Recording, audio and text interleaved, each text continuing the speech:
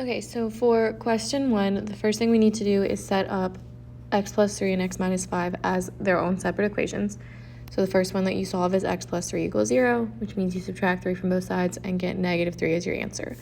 The second one, you would do x minus 5 equals 0, add 5 to both sides, and get positive 5 as your answer. And then you write your answer in those brackets, which leaves us with negative 3, 5. Second one, this one looks a little bit different, but 3y is its own equation set equal to 0. To solve it, we divide by 3, and 0 divided by anything is 0, so one value for y is 0. The other side, we do y minus 8 equals 0, add 8 to both sides, and that gives us our final answers of 0, 8. Number 2 looks like this, and it asks what is the factored form of this function. Well, first we want to figure out where the zeros are, and that's basically where it crosses the x-axis. And it crosses the x-axis at negative 2 and 4. The only issue is when you write something in the factored form, it's the opposite of your final answer. So these are really our final answers. Negative 2 is one final answer, and positive 4 is the final answer. So we want to look for something that if we solve it, it would give us negative 2 and positive 4, and the only answer that is possible for is B. Number 3, it says solve using the method of your choice. So basically you decide if you want to factor or use the quadratic formula. I solved both by factoring, and one of them I did an extra thing to show you how to solve it with a quadratic formula. So the first one, to solve by factoring, we would use the x method. So we're looking for numbers that multiply to make 24 and add to make negative 11. The only numbers that do that are negative 8 and negative 3. I plug those back into its factored form, x minus 3 and x minus 8, and then I solve those equations like we did in example number 1. I would add 3 to both sides to find this answer, and add 8 to both sides to find this answer. So our final answer for the factored form is 3, 8. You could also plug it into the quadratic formula. Negative b would be positive 11 in this case, times b squared, or this plus or minus the square root of b squared, so 11 squared. And then we would do negative 4 times a times c. Well, when I multiply negative 4 times 1 times 24, that's going to give me a negative number, so I just make sure I write a minus sign. Then I squared 11 to get 121. And then finally, we subtract those two things to get 25. You take your square root of 25 to get 5, and then you separate it into two separate problems. So we have 11 plus 5 divided by 2, which gives us the 8 again, and 11 minus 5 divided by 2, which gives us 3. I forgot to mention that in the very beginning we were supposed to add 5 to both sides. That is where I got my 24 from. I added 5 because everything needs to be equal to 0. Same thing for b. We can't have that negative 15 over there, so we need to add it. And then I solved this one by factoring because there's no number in front, so it's typically pretty easy to factor. So first I did the x method. We're looking for numbers that multiply to make 15 and add to 8, and that would be 5 and 3. Plug that into our factored form, which looks like this, and then I set up my two equations and solve. X plus 5 equals 0, I would subtract 5.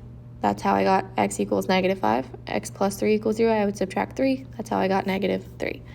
You could also solve that one using the quadratic formula, but it should give you those two exact same answers. Number 4 is more specific, like you have to solve it using the method that they say. So for the first one, you have to factor. For this one, we would factor using the x method. We're looking for numbers that multiply to make 4, add to make 5. That would be 1 and 4. Plug it back into our factored form, solve that equation, and we should get negative 1 and negative 4. The next one says we must use a quadratic formula, so I kind of went ahead and I didn't write down the formula, but I will talk you through it. The opposite of b is positive 38, since b is negative 38. Then we square b, 38 squared. And then we do negative 4 times a, which is 7, times c, which is negative 24. And all of that is over 2 times a, so 2 times 7. In the next step, I just multiplied and squared everything. So it looks like this. 38 squared is 1,444 Negative 4 times positive 7 times negative 24 is positive 672, and all of that is being divided by 14. Then we subtract, and we get 2,116. Then we take the square root, and then finally we can get to our final answer by adding 38 and 46, and then subtracting 38 and 46, and dividing both answers by 14. When you do that, you get these two final answers. Okay, now we are on to the word problems. When you are talking about this function with the squared in it and it's asking when it hits the ground, that means you want your height to be 0. So our function really looks like this. And then you just solve it using the quadratic formula. The opposite of b is negative 48. And then we do everything on the inside of the square root.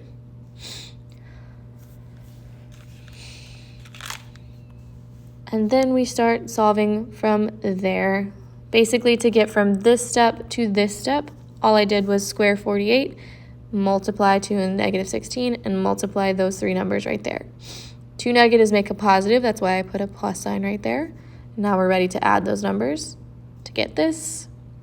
Then we square that number to get negative 48 plus or minus 112 divided by negative 32.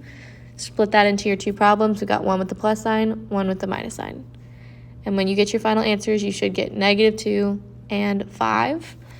The reason that I only chose 5 is because we're talking about time and seconds, and negative seconds don't really make sense. So I chose 5 seconds as the only answer. Okay, last one, we were talking about the revenue, and it tells us the revenue is 611. So I plugged that in where I saw R to create this equation.